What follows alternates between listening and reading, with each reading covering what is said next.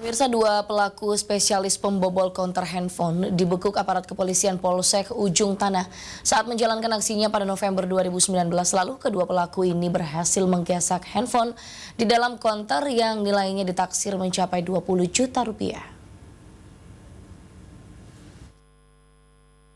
Dua pelaku spesialis pembobol konter HP yakni IL dan AR. Pada November 2019 lalu, keduanya membobol konter HP di Jalan Sabutung, Kota Makassar.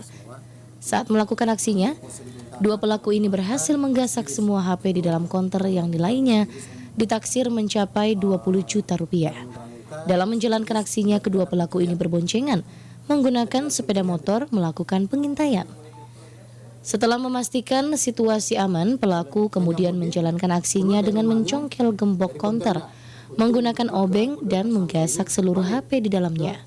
Depan rumahnya korban mencungkil gembok yang di pintu masuk di konter.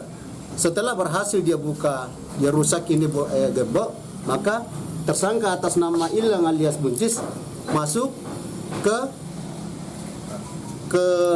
konter dan mengambil semua isi daripada etalase dari handphone.